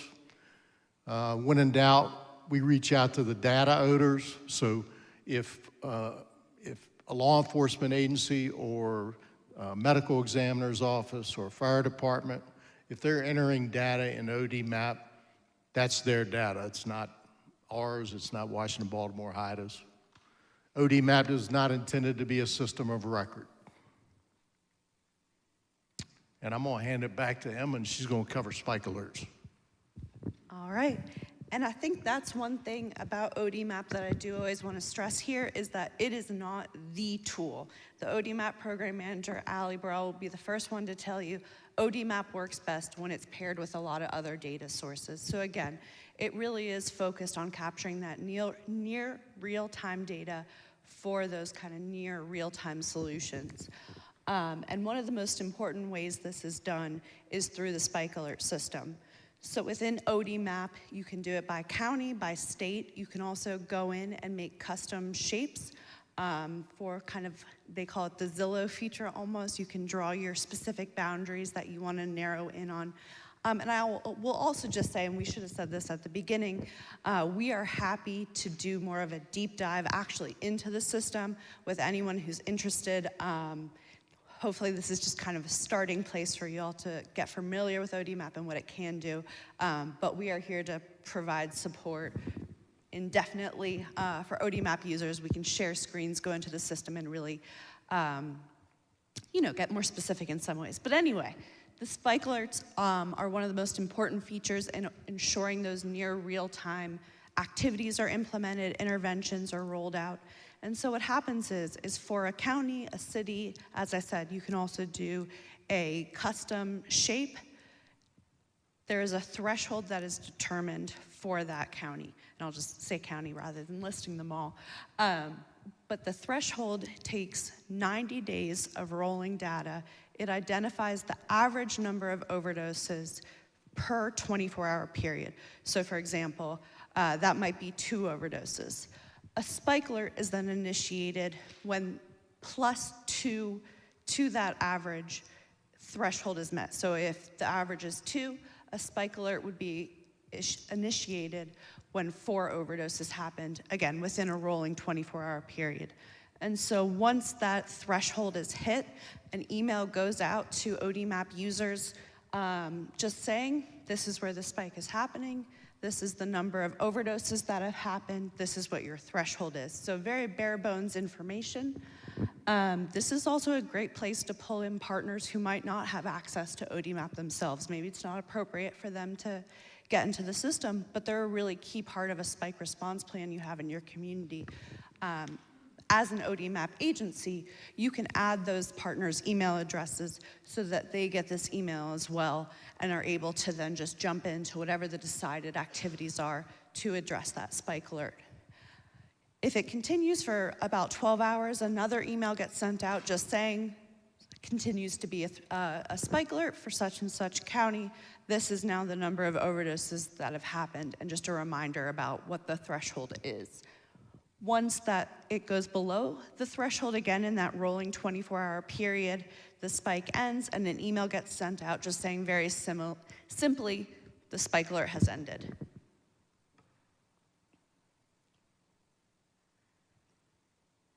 And so we're gonna show you all some screenshots again. We're happy to go into the system with anyone and everyone who's interested. But when you log into the ODMAP, you'll first get that screen that Rusty pulled up that shows the data entry. Luckily in Virginia, for the most part, we don't need to do that manual data entry. So this is typically the feature that people navigate to first. So it's the national map. You're able to identify a lot of filters to go in by state, county, date, type of overdose, naloxone administration status. You can also, of course, start to zoom in to your state or wherever it is you're interested. But as Rusty said, you're able to see what's happening all across the country. I won't get too deep into this piece, but if you are familiar with drug trafficking patterns that impact your county, you can kind of start to do some forecasting by looking at those places your drugs might be coming from and seeing, oh boy, Atlanta's in a spike. I know we get a lot of meth from Atlanta. We should probably be kind of mindful that we might be seeing something in the next 24, 48 hours. This is just zooming in a little bit on this. The different shape and color. The shape, a diamond, is a fatal overdose, and a circle is a non-fatal overdose. And then the color refers to naloxone administration. So that's either no naloxone administered, which it may be that a layperson administered naloxone prior to EMS arriving on scene. I feel like that's a question we get a lot. It was a non-fatal overdose, but no naloxone was administered. What's happening here? And then single dose of naloxone, multiple doses of naloxone, or naloxone administration status unknown. When you log in, it defaults to the past 24 hours for the entire United States, and with the filters, you're then, of course, to change it. But those statistics in the bottom left-hand corner are determined by the filters that you have put in. And here just goes more into the filters. You can search by date, location, type of drug. With the API for Virginia, just kind of a heads up, the type of drug is frequently not put because the data is largely coming from EMS. They're there to stabilize the patient, get them transported to the hospital, not kind of do more of that scene investigation where are there any pills or powders and let's do some field testing. That largely is not appropriate for EMS to do, so just kind of something to flag is that we don't always have a lot of that data for Virginia. There are also a lot of built-in charts, which are really helpful. This is another place where, this is the top one, the chart. These also, whatever your filters are, the charts and tables will reflect that. But this is another place where maybe it's not appropriate for a partner to have full ODMAP access, but they are part of a local coalition. Bringing these statistics, these built-in charts would be appropriate, just to be sure, again, everyone's reading off the same sheet of music and has the same understanding of the scope of the problem in their community. So, a new feature that came out, I guess about a year ago now, is the demographics layer. And so you can see here, well, I'm not sure how well you can see, but all of those little shapes are by county, what you are now able to do. And this does reflect ODMAP's focus on trying to figure out how can we be more proactive, focus more on prevention, and a great way to do that is just to have a better understanding of what the demographics are for a particular county. So ODMAP really wanted to bring that to be built into the system.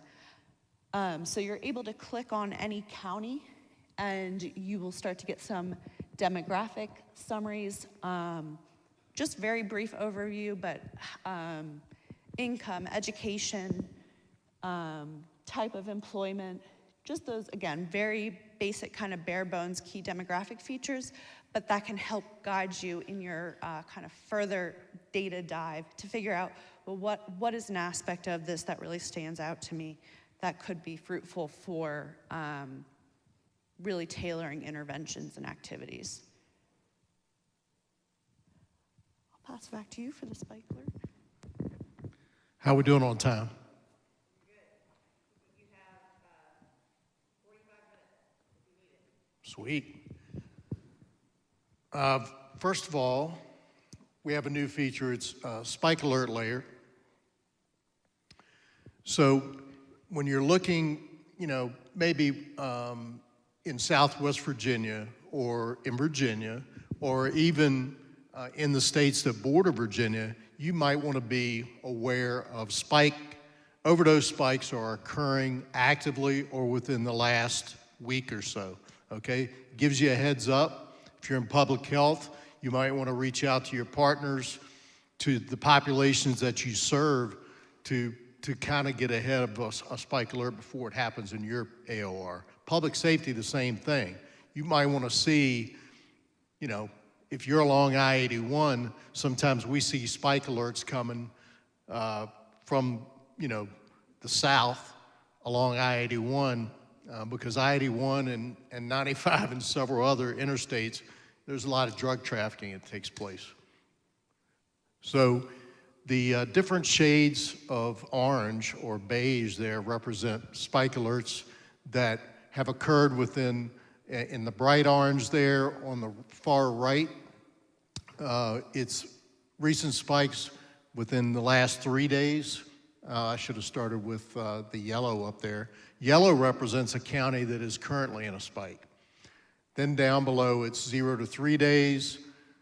Between 3 and 5 days ago is in a brownish or beigeish color, and then almost a white or opaque color 5 to 7 days ago. So it just gives you an idea of, recent spikes in counties, in certain states that you can, look at and gives you information.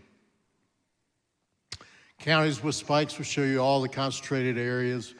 I mentioned the bright yellows, counties in a spikes currently. Recent overdose spikes between the shaded dark orange, the shaded peach, and the shaded beige. Custom bookmarks. Do you want me to hit this or do you want it back? So we have a new feature where you can, typically in the layers of ODMAP, it's by county. And by the way, do you know how many counties are there in Virginia? Too many. 95. There are 95 counties in Virginia. So Typically, you can, just do a search. You put Virginia as the state, you put the county that you want to search, and that'll give you overdose data in that county.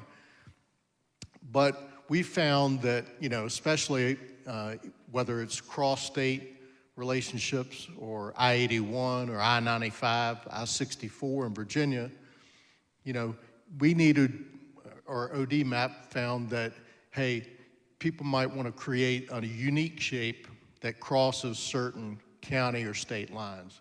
So that's where the bookmark and the custom shape came from. So you can draw a shape, you can save it as a bookmark, and it'll maintain whatever locations are within that custom shape, and you can it'll alert you if that particular area is spiking, and it'll notify you.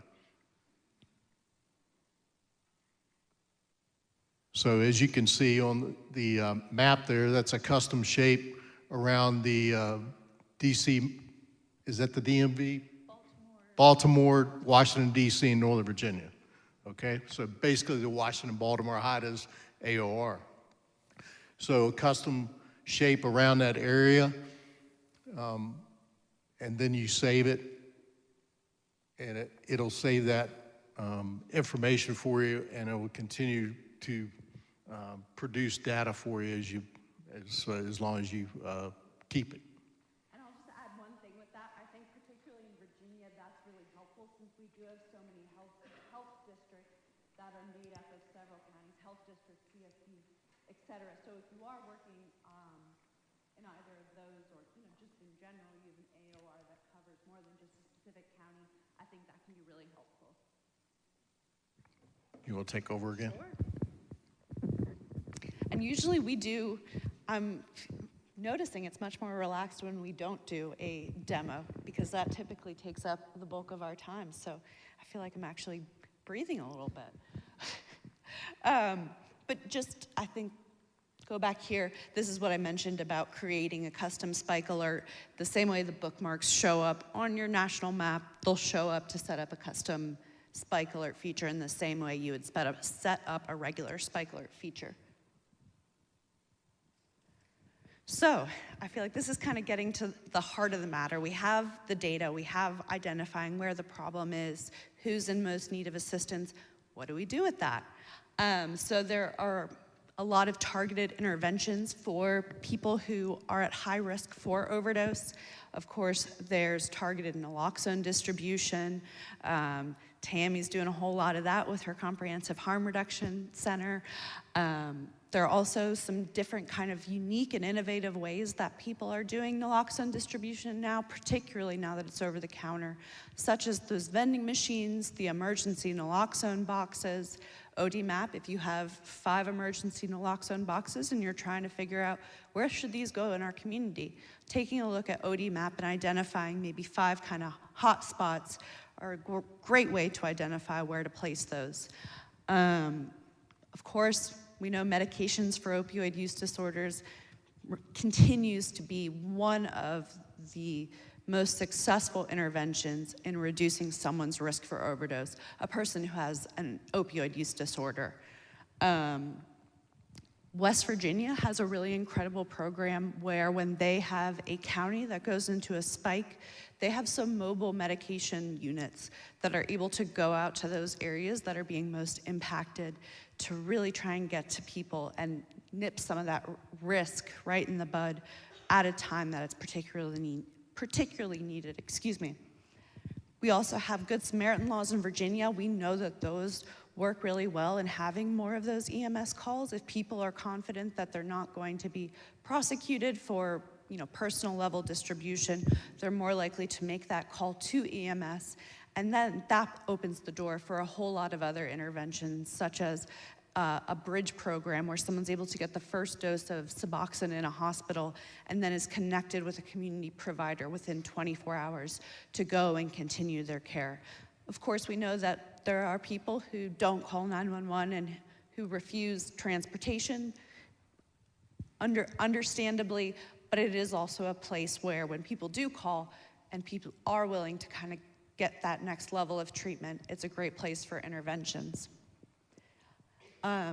In the criminal justice setting, we know that people who are criminally justice involved are at a really high risk for overdose, particularly as they are leaving incarceration or maybe when their probation ends, they've had a period of kind of required abstinence, and they're more likely, if they do begin to use again, their tolerance is lower. They're less familiar with the current drug landscape within where they are.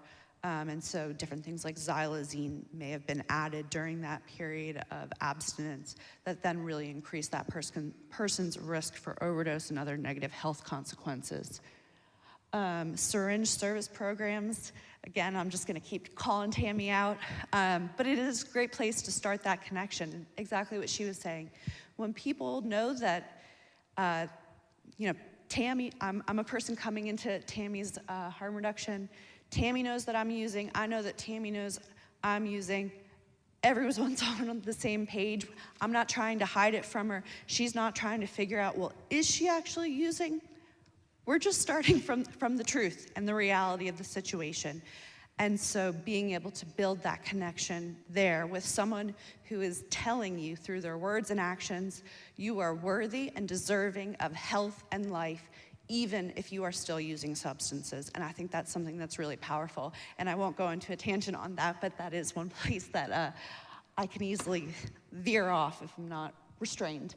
Fentanyl test strip distribution, particularly when we're talking about stimulants. So I think, unfortunately, at this point, a lot of people who use drugs, and particularly people who use opioids, know that fentanyl is in the drug system. And at this point, the reality is that people are chemically dependent on fentanyl, and that might be what they're seeking out. So fentanyl test strips, its utility has kind of changed, I would say, over about the past year, but with stimulant users, and we know that meth is really the stimulant of choice down this way, getting fentanyl test strips to those stimulant users, to those people who don't want to be using opioids, is where you're really gonna get the most bang for your buck, so to speak. We now, of course, also have xylazine test strips, which are important for anyone who's using illicit substances.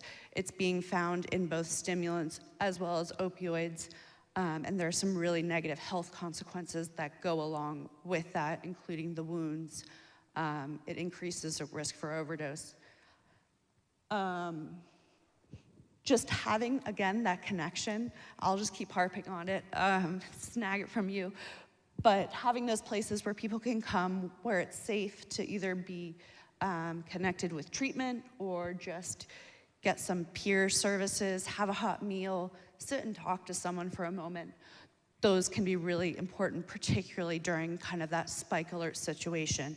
It might be a time for a peer recovery specialist to be really vocal about, hey, this is what we're seeing right now. People are overdosing at higher rates. I know you're using. Please be safe. Please be sure you're with someone. Have naloxone on hand. Use fentanyl test strips, xylazine test strips, whatever the case may be. So that's a way spike alerts can really just get plugged into any and every existing service. We also know that our first responders are exhausted.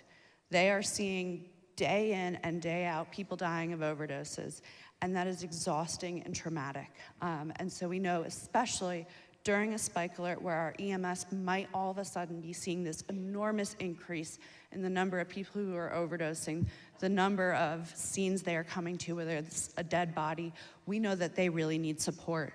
And so during the spike alert, informing them, this is what we're seeing, you can maybe expect to be really kind of strapped for time, running from scene to scene. But after that spike alert ends, after getting out of that period of kind of acute trauma and stress, checking back in with our first responders. Hey, over the past 3 days, there was a 250% increase in the number of overdoses.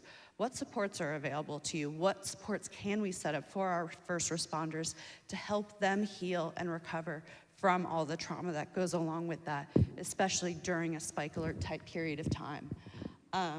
And as that I already kind of said, ODMAP can just kind of be the guide for implementing all of these different types of interventions.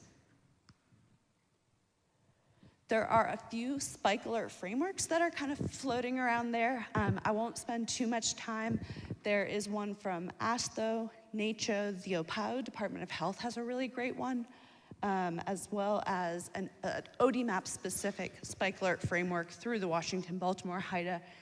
And then our counterparts in Wyoming just recently put out a spike alert. They basically took, I would say the combination of those 4 spike alert frameworks is probably like 200 pages, if not more, and they condensed it down into, I believe it's 12 pages. And I think they did a really great job of pulling those key points, because don't get me wrong, those are 200 pages of great information, but I think we can all agree that's a lot of time to commit to reading through a spike alert framework. So that spike response framework, they don't have it posted anywhere, but they have given Rusty and I permission to share that with anyone and everyone who's interested. So if that is something you would like to take a look at, please feel free to reach out to us and we would be happy to share it with you. Otherwise, all 4 of those are linked there, and then also if you just do a quick web search, they'll come up. And I think the key point with the spike response framework is that proactive piece. The time to start thinking through, well, what do we do during a spike? Isn't during a spike.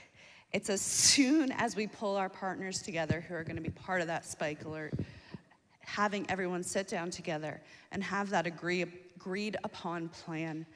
That's when the spike alert framework or our plan needs to be built out. Because during the alert, we're all just running around trying to, save as many people as possible. In all likelihood, our efforts aren't going to be as coordinated and organized if we're just, kind of trying to stay in our lane and identify who needs help. But beforehand, if we can get partners all together in the room and decide, okay, a spike alert is issued. Within the first 2 hours, the health department is going to send out 4 recovery specialists into 2 hot spots. And the local CSB is going to, or comprehensive harm reduction site, they're gonna post something on their social medias that says, hey, alert, there's a spike happening. They're gonna provide that information to all of their members who are coming in to get syringes, naloxone, health services, et cetera. So really getting that information to the population who's impacted the most, people who use drugs. And during that planning process, it's also really important to bring in people with both lived and living experiences, because the reality is that they're gonna be able to tell you really bluntly and really honestly, you know what? We're not gonna listen to that social media account. That's not gonna be helpful. And having their input and saying, this actually is what would really make a difference. And I think I point out the living experience piece. I'm a person who is in long-term recovery. I've been sober for 10 years now. 10 years ago, the drug market was very, very different to what it is now. To be honest, my lived experience, it doesn't have a whole lot of utility at this point. I was pre-fentanyl. I don't know. So having those people with a living experience in the room saying, this is what we're seeing, this is what we're experiencing, this is what we need, I think really takes a good spike response plan into a great, amazing, life-saving spike response plan. So a great example of a spike response plan comes from Roanoke. That makes extra noises there. So what I love most about the City of Roanoke spike response plan is that it's really, really simple. I mentioned how those spike response frameworks, it's a lot of text and it's a lot to read through.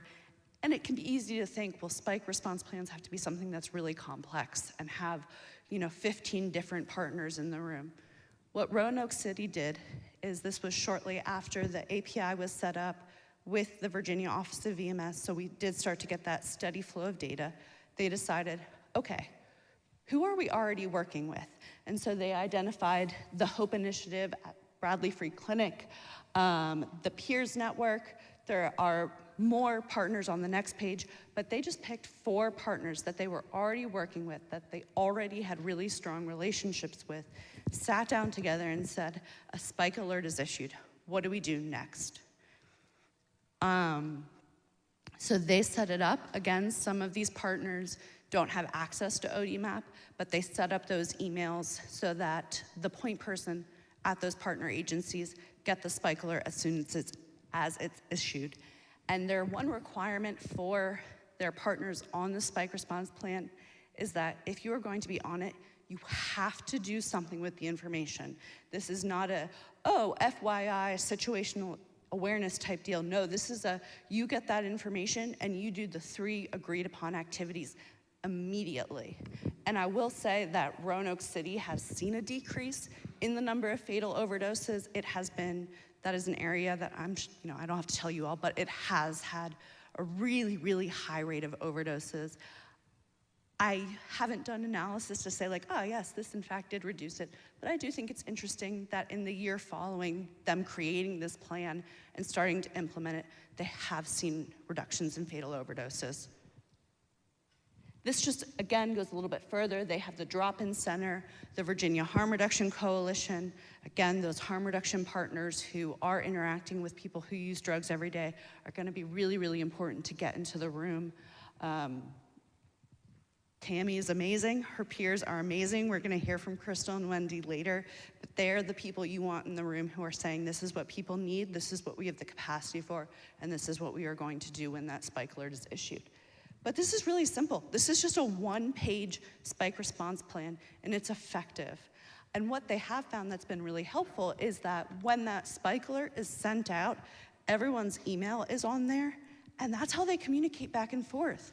Someone will pop in and say, hey, I heard from people that it might be a batch of meth that's contaminated with fentanyl. And so they're able to have that communication just happening all right there. Again, it's not anything crazy or fancy, but it's just a place to start communication and continue it through that spike alert and then do that debriefing later. We have had the pleasure of working really closely with some partners down here on the, along the I-81 corridor.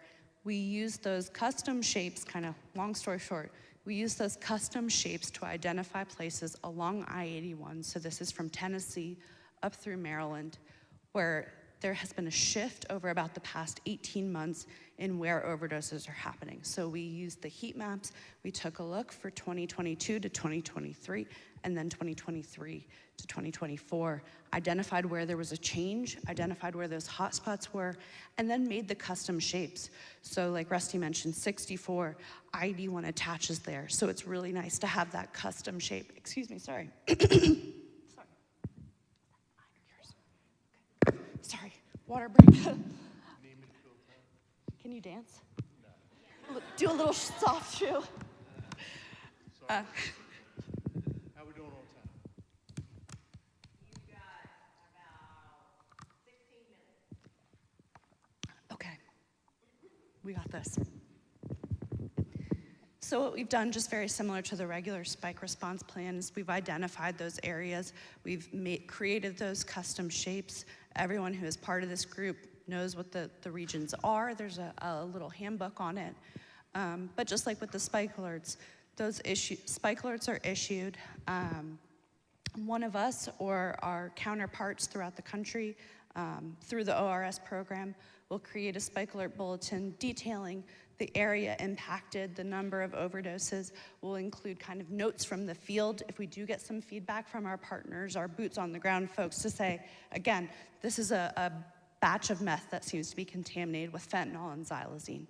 So we include all that information in those bulletins, and then it gets sent out to all of our partners who then apply it at the local level through whatever they've decided makes the most sense for them to be their spike alert plan. Here's just a quick example of it, just showing, again, the area impacted, and then taking a look at where other spikes are happening around the country. And then I had to block out some of that, but we'll put in, like, if there is a substance notice, we'll include that. Noted, we'll include that, as well as when it happened and where it happened. Anything you want to add on this, Rusty? So the goal of this, if you know, like the Kingsport, Johnson City, Bristol region, if if we get an alert that that region is spiking, you know, the intention of putting together the spike alert is to give everybody else in the working group, and we have people from Tennessee, West Virginia, Virginia obviously, and Maryland in this working group, to give them a heads up that this area is spiking, that you know, drug trafficking trends tell us that these drugs, this batch that's causing this spike is likely to travel into your area in the next 5 to 7 days, maybe sooner, maybe later. So we like to give our public safety partners and our public health partners a heads up so they can take some proactive action to hopefully stop overdoses from occurring in the first place. And I think that's what I personally see the most promise in ODMAP, is hopefully we can identify a potential spike before it happens. Don't get me wrong, knowing when it's happening is really important information, and it's more than what we've had in the past. But if we know that every time you know, the Tri-Cities area spikes, Roanoke is going to start spiking in about 12 hours, why wait for that spike alert to be issued to start rolling out some of these interventions? And again, maybe it's not a whole spike alert plan, but it's just starting to get the conversation, you know, are people seeing something different out there? Any unusual overdoses? And again, it's about that communication and everyone reading from the same sheet of music.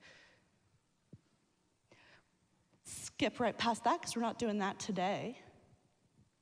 That, I think, anything else you want to add on this, Rusty?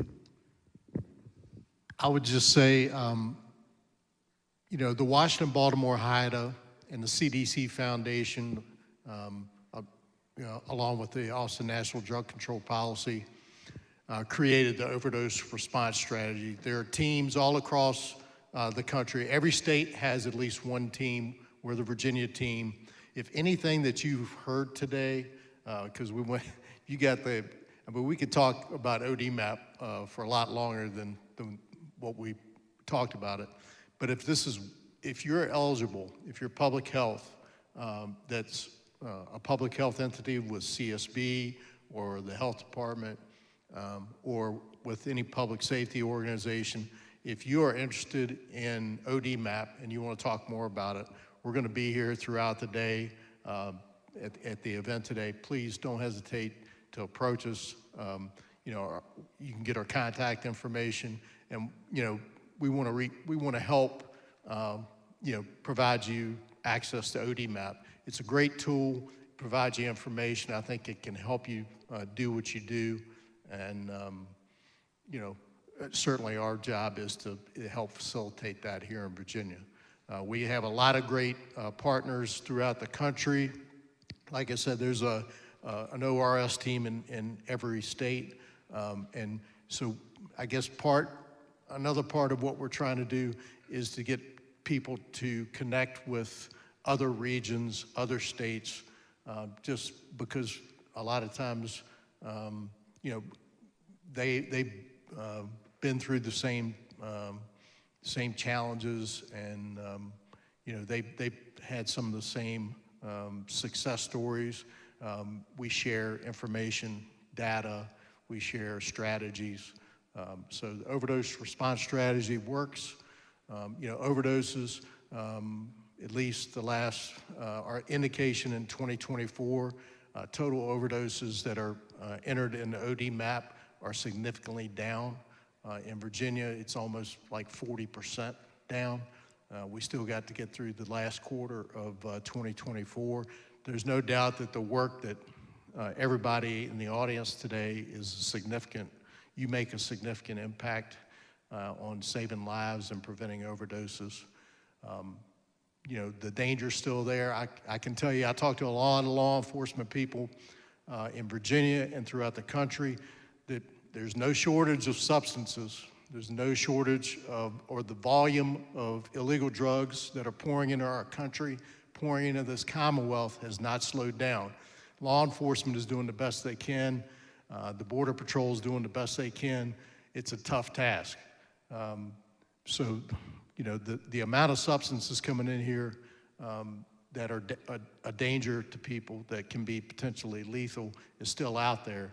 There's no doubt that the naloxone push to get it out to not, you know, into the hands of citizens is working, and that's something that needs to continue.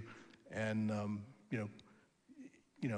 as we move forward here, the illegal drug trafficking market in Virginia and throughout the country is constantly changing. There are more and more lethal substances. You know, there are more substances out there that can hurt people, just like fentanyl. So we're constantly trying to track these changes, get ahead of it, and as Emma said, be as proactive as we can instead of reactive. I think that's it. Just, we are very much in the mindset of the more the merrier, so goodness gracious. So if you would like assistance with this or anything else, we're here to support you.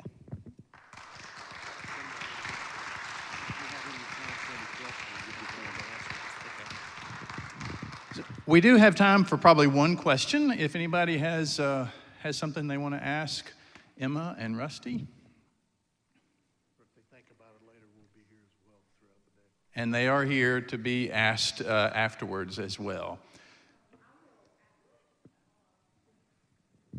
Tammy, we can hear you.